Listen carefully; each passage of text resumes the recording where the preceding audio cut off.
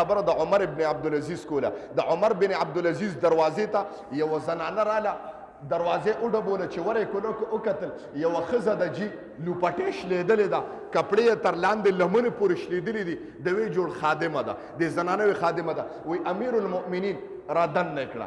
د زنانه کومه زنانه چې بار ولاړه و را دننه کړه جي، وی کېنه دلته سوري ته د انور کېنوله. خبرې ته توجه کوئ د ما محترم، د ټولې دنیا بادشاهي وخت ته او کور ته یې ګوره د ما محترم. زنانه را دننه کړه کېنوله. دې کې یو سړی راغی جي، شلېدلې جامې اچولې دي، نور والے دی، تپ والے دی، مسلسل په بد حال راننوته. څه سودا یې دې له ورکړه. دې دا ګمان وکړه چې دا جوړ نوکر دی او دا نوکره ده دا زنانه. لاړه جي هغه ځان سره څه داسې پیاز یا داسې بل څه دڼیا غوندې روړې وه دغه وخت سره، او شملې وي یا ماسته څه شی و، هغې وکړه. دا دواړه ښځه خاوند دغه نور دغه لاندې کېناسته، د ونې لاندې کېناسته او خوراک یې وکړه. دې وي جوړ نوکران دي جي. دا زنانو ته په تماشه ده. وایي چې دغه شه، وایي چې ډوډۍ نه فارغ شو، زنانه یې راوچته کړه، وایي راشه امیر المؤمنین درته اواز کړي. وایي زه حیران وم چې امیر المؤمنین کوم دی راغلی، خو نه دی ما لیدلی نه دی نو. وایي چې ونې ته یې کېنولم، ما ته وایي دا شلېدلو جامو والا او په بد حال انسان دا امیر المؤمنین دی که نه. خبرې ته توجه وکړه. ما وایي ته سې؟ ما وایي زه د ده ښځه یم. د یو بادشاهي وخت ښځه ما داسې نه لیدلې چې جامې یې شلېدلې وې او د غرمې ډوډۍ د ونې لاندې د پیازو سره وخوړه. ما بادشاهان داسې ولیدل د ما مخه. د الله نه یره څومره وجي. خبرې ته توجه کوه.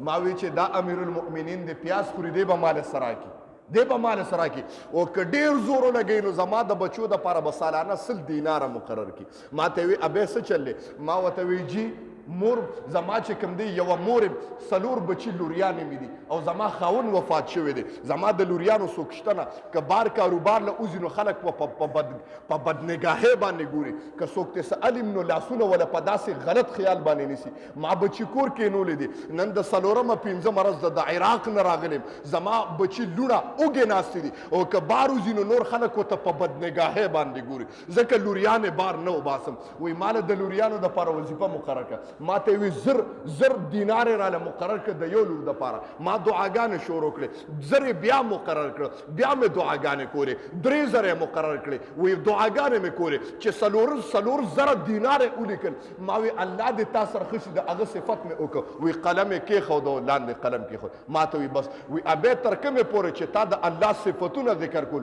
ما بس تا د بچو دپاره دغه لیکل. لیکن کله چې تا زما صفت وکړو، وی قلم مې ځکه کېښود. سار له به راته د قیامت پر الله وی چې عمره تا د زما د رضا دپاره مال نه دی ورکړی، تا د خپلې خوشنودۍ او د خپل صفت دپاره مال ورکړی، ځکه مې قلم کېښودو. وایي 4 زره دینار یې راته ولیکلم او لاړم. ګوره عمر بن عبدالعزیز چې کله کلي ته ورسېدم، ما اواز وکړ چې دا 4 زره دیناره. وایي چې اواز مې وکړ چې دا 4 زره دیناره، گویا د عراق ته لا رسېدلو نوم اواز راغی چې عمر بن عبدالعزیز وفات شه. زما محترم ما وی الله زما د بچو د پاره دغه مقرر کړي. هغه گورنر ماته وی چې عمر بن عبدالعزیز داسې کس دی چې هغه په یو قلم باندې لیکل وکړي. زه وایم هغه لیکل انسانانو کې نه، هغه زما رب کې ته زما رب ته تر عرش باندې قبلیږي. دا لیکل د درته په قلم نه دی کړی. هلته هغه لیکل کول قسم دی ما ته دلته په عراق کې ښکاره کېده چې عمر بن عبدالعزیز د یو زنانه دپاره لیکل کوي. وایي 4 زره ولیکل، قلم یې کېښودو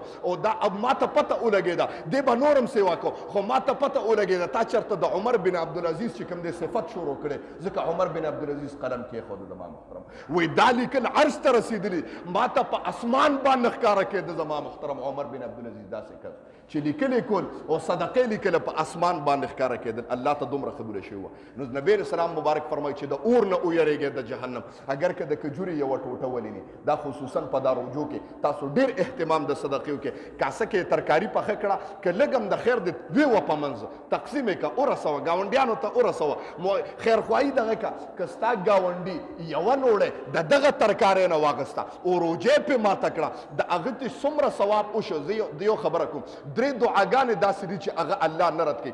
د ټولو نه مخکې یو حاکم عادل چې د یو وخت چې حاکم او عادل لکه عمر بن عبدالعزیز د دعا نه رد کیږي.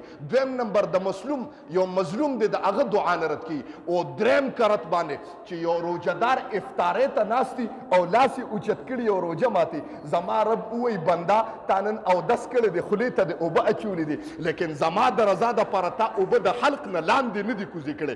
بنده زما د رضا دپاره هغه شی ما ته دومره خوښېږي.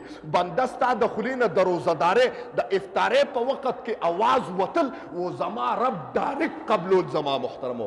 نو پته ولګېده چې د روژهدار د کوم ټایم کې افطاري کېږي دا دعا الله نه رد کوي.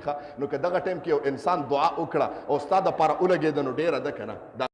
رسول سلام علیکا یا حبیب سلام علیکا سلام